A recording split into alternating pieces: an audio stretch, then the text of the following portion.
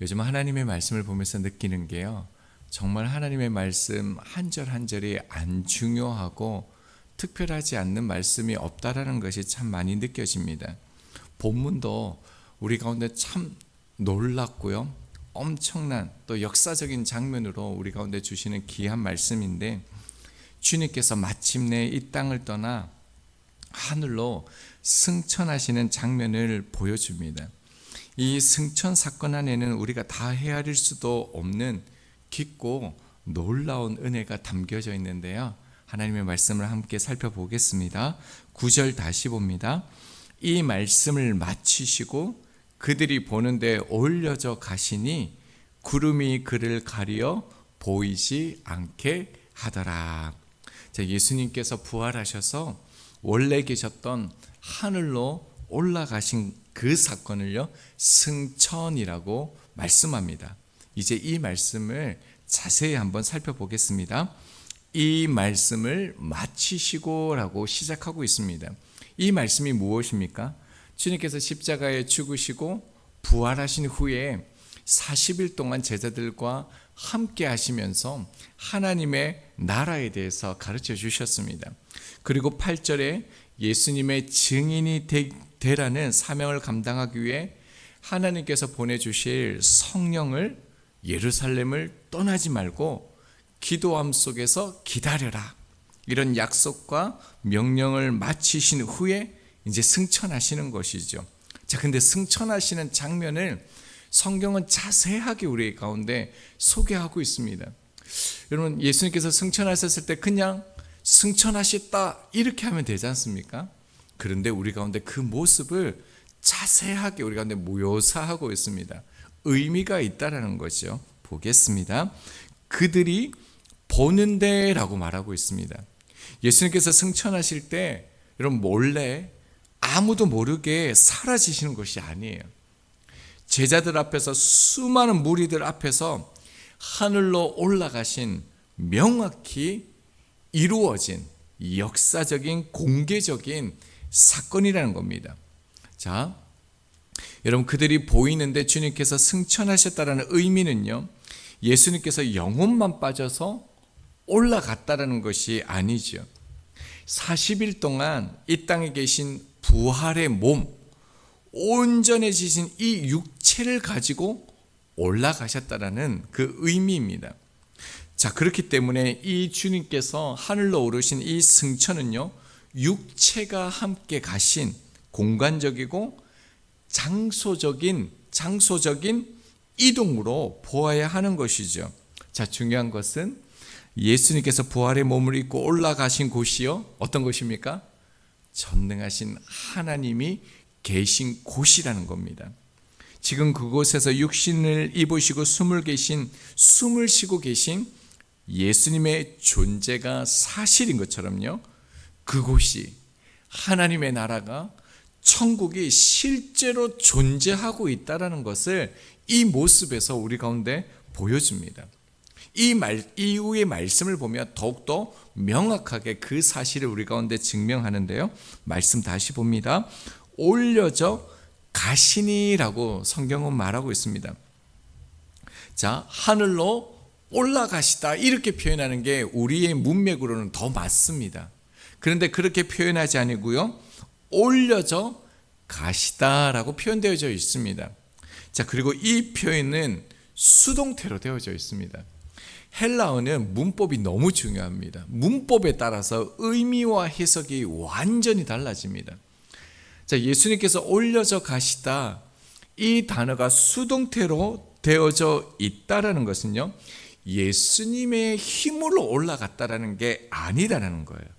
누군가의 힘, 하나님으로부터 위로 데려가심을 당했다라는 의미가 담겨져 있다라는 겁니다. 더 명확해집니다. 하반절 말씀이요, 구름이 그를 가려 보이지 않게 하더라.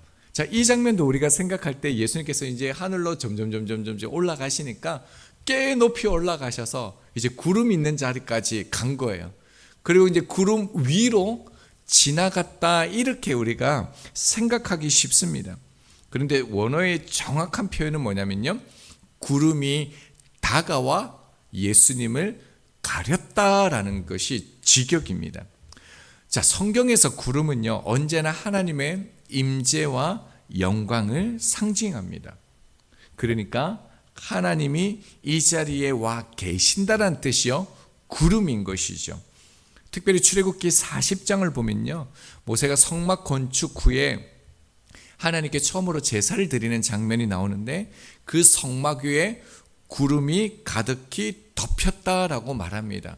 하나님의 임재가 눈에 보이는 방식으로 나타난 것이죠.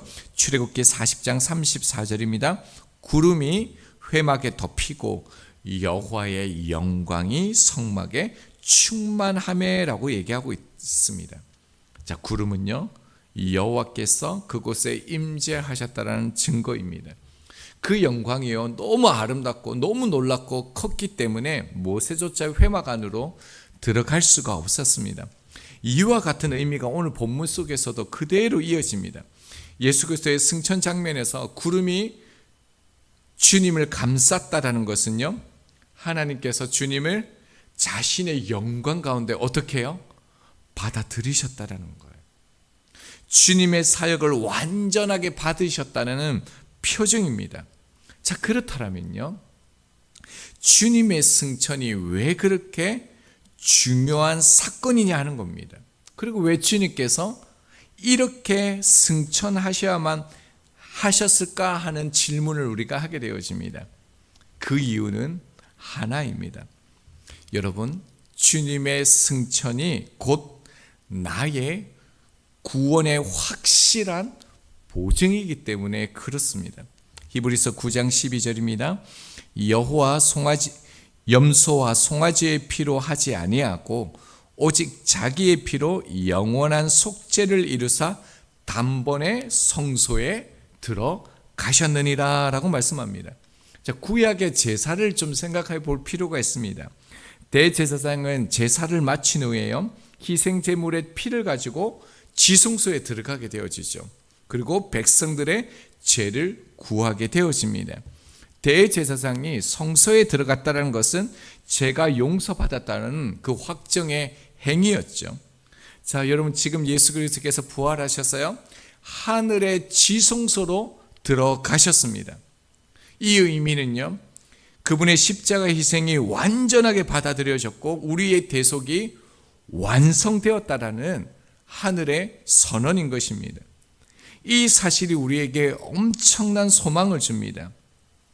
예수님께서 승천하신 것은 단지 본을 보이신 것이 아니라 예수 그리스도를 믿는 우리들 또한요, 장차 주님처럼 승천할 것을 우리 가운데 보여주는 사건이기 때문에 그렇습니다.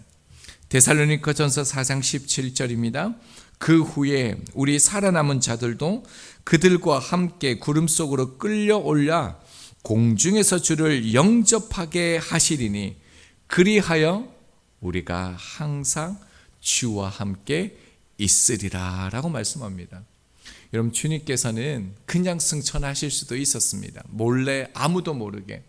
그뿐만 아니라 승천하실 것을 가르치시기만 하셔도 됐습니다.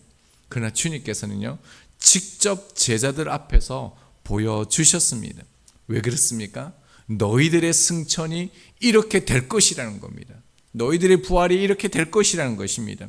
그뿐만 아니라 이 주님께서 떠나가시는 이 승천이 우리 가운데 주는 큰 유익은 무엇이냐면요, 주님의 이 승천이 단지 그때의 사건으로 끝나는 것이 아니라 지금 이 순간 우리에게 계속해서 위로를 주는 사건이 이 승천이기 때문에 그렇습니다. 하이델베르크 요리문답 49문은 이렇게 우리 가운데 질문합니다. 그리스도께서 하늘에 오르심은 우리에게 어떤 유익을 줍니까? 그리고 이렇게 답합니다. 그리스도는 우리의 대언자로서 하늘에서 우리를 위하여 그의 아버지 앞에서 간구하십니다 라고 말합니다. 여러분, 주님께서 반드시 승천해야 될 이유가 무엇이라고요? 하늘에 오르신 주님께서 지금도 쉬지 않으시고 우리의 대언자, 중보자로서 기도하고 계시기 때문에 그렇다는 겁니다. 로마서 8장 34절입니다. 누가 정죄하리요? 죽으실 뿐만 아니라 다시 살아나신 이는 그리스도 예수시니 그는 하나님 우편에 계신 자여 우리를 위하여 간구하시는 자신이라라고 말씀합니다. 여러분, 주님께서 지금 승천하셔서 하늘 보좌에서 기도하신대요. 자, 그런데요, 도대체 무엇을 위해서 기도한다는 겁니까? 말씀을 보면요, 아무도 우리를 고발하지 못하도록, 아무도 우리를 정죄하지 못하도록, 우리를 하나님의 은혜 아래 끝까지 붙들어 달라고 간구하신다는 겁니다. 여러분, 구원은 이미 우리 안에 예수 그리스도를 믿음으로 시작되었습니다. 그러나 아직 완성되어지지 않았죠. 그래서 우리는 이미와 아직 사이에서 우리의 구원을 살아가고 있습니다. 그래서 바울이 이런 말을 했습니다. 빌립보서 2장 12절이요. 항상이요. 복종하여 두렵고 떨림으로 너희 구원을 이루라 라고 얘기하고 있습니다. 여러분, 언제나요, 두렵고 떨림으로 너희 구원을 이루래요. 왜요? 이미와 아직 완성되어지지 않는 그 구원을 향하여 나가고 있기 때문에 그렇다는 겁니다. 그래서 여전히 죄와 싸우죠. 그러나 넘어지고 때로는 하나님이 기뻐하지 않는 곳에 서 있게 되어집니다. 여러분, 그러나 중요한 것은요, 그럼에도 불구하고 우리의 구원을 잃어버리지 않고 믿음 위에 서 있는 이유는 단 한 가지입니다. 주님께서 지금도 하늘 보좌 우편에서 우리를 위해서 끊임없이 기도하고 계시기 때문에 그렇습니다. 여러분, 우리의 기도는 어떻습니까? 하나님의 뜻이 아닌 그런 기도의 제목들이 참 많습니다. 그래서 성령님께서 우리를 대신하여 그 말할 수 없는 탄식으로 중보하시고 우리를 위하여 우리의 기도를 바로잡아 주시죠. 근데 여러분, 주님의 기도는 어떻습니까? 주님의 기도가 우리의 기도와 같습니까? 그렇지 않죠. 주님의 기도는요, 언제나 하나님의 뜻과 완전히 일치합니다. 여러분, 주님의 기도가 응답되지 않겠습니까? 응답되어지죠. 자, 그렇다면요, 여러분, 주님의 기도 제목이 무엇입니까? 무엇을 위해서 기도하신다고요? 주님의 기도 제목이 바로 나 자신이라는 겁니다. 여러분, 이것은 굉장히 중요합니다. 왜냐하면요, 주님이 나를 위해서 기도하신다는 것은 내가 바로 주님의 뜻이라는 겁니다. 그래서 주님은 주님의 그 뜻, 우리 자신이 하나님의 뜻을 위하여 살아가기 위하여 어떻게 기도하셨습니까? 겟세마네 동산에서 땀방울이 핏방울이 되도록 기도하셨죠. 이 모습은 단순히 단회적으로 내가 이렇게 기도했다를 보여주는 장면이 아닙니다. 승천하신 주님께서 지금도 겟세마네 동산에서 땀방울이 핏방울이 되어지도록 지금 이 순간, 오늘 지금 이 순간에도 우리가 주님의 뜻이기 때문에 주님의 뜻 안에 살아갈 수 있도록 이렇게 기도하고 있다는 것을 보여주는 장면입니다. 얼마나 놀랍습니까? 얼마나 큰 위로가 되어집니까? 자, 그런데요, 제자들은 지금 이 사실을 깨닫지 못했다는 겁니다. 이 사실을 알지 못하고 승천하시는 주님을 바라보는 그 제자들의 마음을 여러분 생각해 보셨습니까? 한번 그 장면을 마음에 그려 보십시오. 자, 주님께서요, 점점점 하늘로 올라가십니다. 사라지시죠. 제자들은 그 광경을 눈앞에서 보고 있습니다. 하늘을 우두커니 올려다보며 그렇게 하염없이 주님을 바라봅니다. 제자들이 얼마나 하늘을 바라보았을까요? 제자들에게 어떤 감정이 밀려왔을까요? 여러분, 예수님이 가셨습니다. 예수님이 떠나셨습니다. 너무 멀리 있어 이제는 결코 다를 수 없는, 다다를 수 없는 곳으로 가셨습니다. 눈으로 뵙고 음성으로 들었던 그 사랑하는 주님이요, 이제 계시지 않습니다. 자, 그렇다면요, 아무리 이 영광스럽고 승리의 사건이라 할지라도 제자들 마음 가운데 얼마나 무거운 마음, 낙심된 마음, 힘든 마음이 찾아왔겠습니까? 이제 우리는 어떻게 해야 하는가? 주님이 함께 하지 않으면 또 우리는 무엇을 하고 어디로 가야 하는가? 그런 마음이 밀려오지 않았겠습니까?